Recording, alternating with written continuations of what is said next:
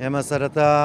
زۆر سپاس بۆ بەڕێز خاتو شانازی برای مەحمەد کارگەڕی مەکتەبی سیاسی یەکێتی نیشتیمانی کوردستان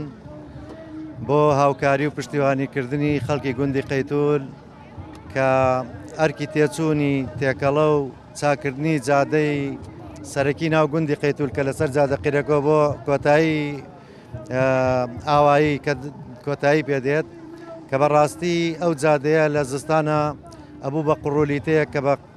بە گرانی خەڵکەکە ئەیتوانی هاتو چۆبکاوە بە هەمان شێوە لە هاوینیشە ئەبووە مایتە بوتۆس ئێستا بە چاکردنی ئەم جادەیە خەڵکی ئاوایی لەو نەهامەتیە ڕزگاریان نەبێت و کارێکی زۆر چاکە پشتیوانێکی گەورەیە بۆ خەڵکی گوندەکە. وەکو تاکێکی ئەزەنگەنایە خودۆکو بڵین خەڵکی گوندی قەیتول کە خۆم خەڵکی ئەو گوندم خۆشحاڵم بەکار و چالاکیەکان یاخود پرۆژەکانی خزمەتکردن بڵین تایبەت با گوندی قەیتول لەلایەن خاتو شانازی برای مەحمەدەوە هیوادارم بەردەوام بێ لە ئەرکەکانی یاخود لەو چالاکیانەیان لە خزمەتکردن با گوندەکانی قەیتول و هەروەها دەوروبەریشی لە ڕێگای شانازخانەوە کارگێڕی مەکتەبی سیاسی یەکێتی نیشتیمانی کوردستان بڕیاریدا